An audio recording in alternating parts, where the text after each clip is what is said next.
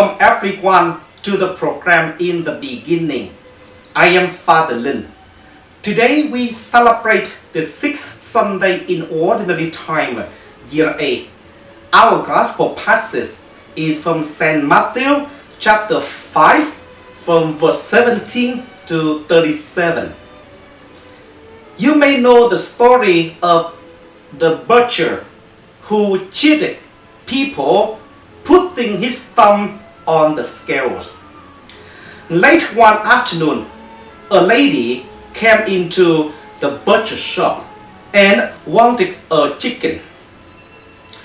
He had only one chicken left in the meat counter. He put it on the scales and announced the price. She hesitated.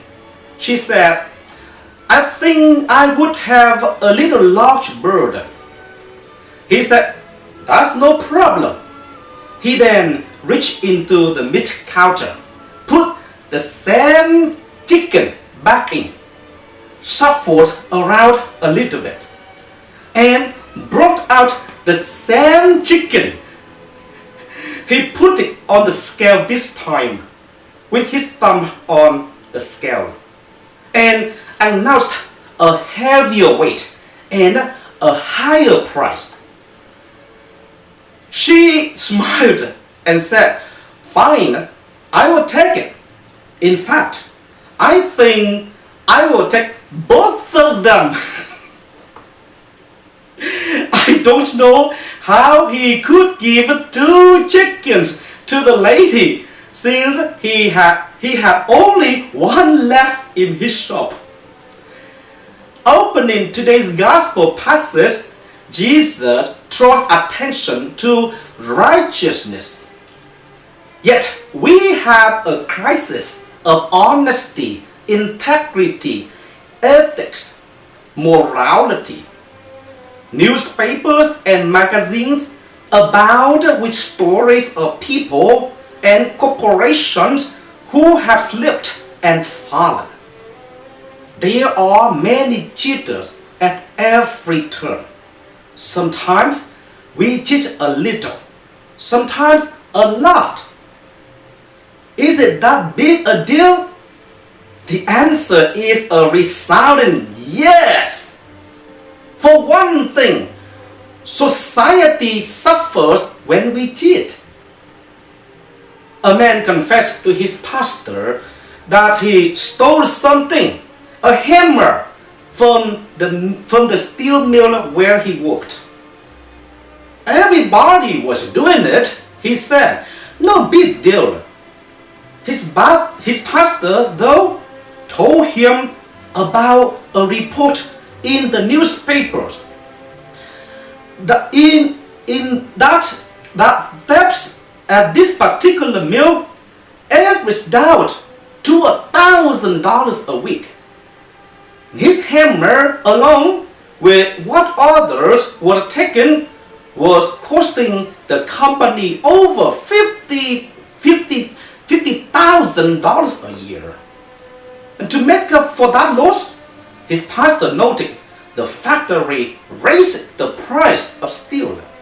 And consequently, everyone who buys a car, purchases an appliance, remodels his house, etc., has to pay the price for your hammer.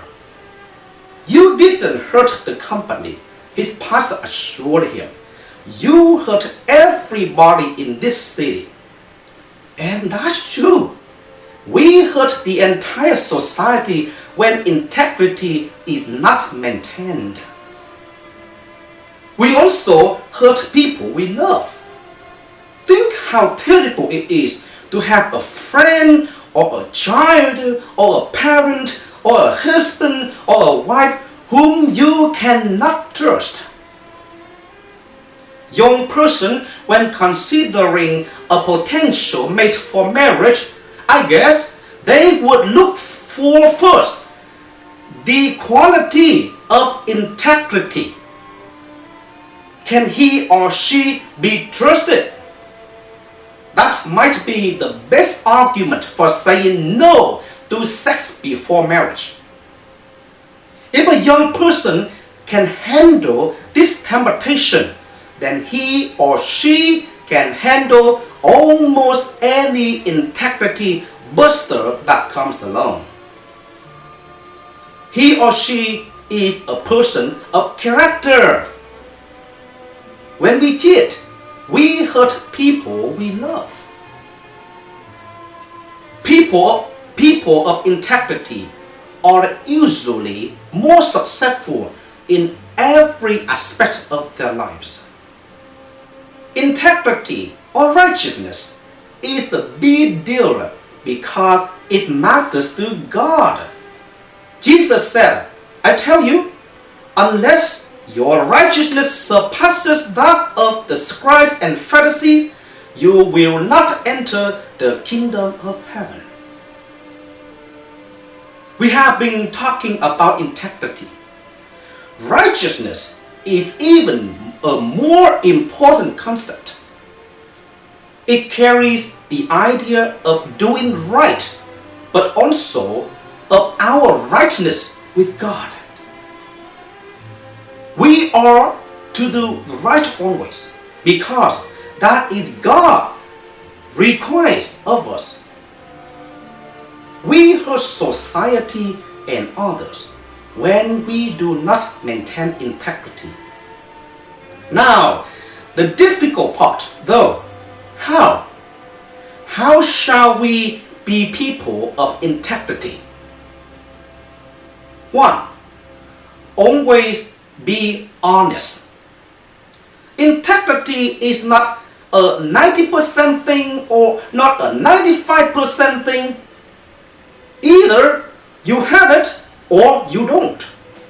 If you have it, it's 100%. 2. Treat others the way you would like to be treated. Put yourself in the other person's place and ask yourself how you would like to be treated. Would you want to be discriminated against because of the color of your skin? Would you want to be taken advantage of in a business transaction? People of integrity think of others. 3. Always give your best. Integrity or righteousness is not simply a matter of never doing wrong. Rather, it is making your life an offering to God.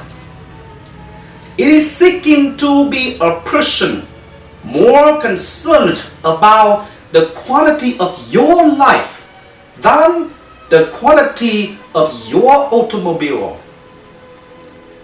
Finally, remember the price Christ paid on the cross for our cheating.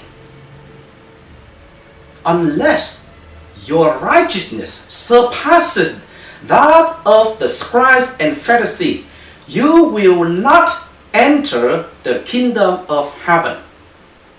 Brothers and sisters, this is a necessary price we have to pay in order to get into the kingdom of heaven. Let us pray. Jesus brings up all heavenly truths. Your words are carved for eternity. You have commanded the virtue of honesty. It is the power against all deceptions. Direct your spirit of honesty upon me, that my soul may always remain stainless. Guide my daily thoughts, words, and actions to join those living by the Spirit of truth. For honesty yields harmony and loyalty, enriching all human relationships. By the power of your Spirit that flourishes, honesty will prevail in this world. Thank you for listening. Please subscribe to my video and visit my website at fatherlin.com. May God bless you.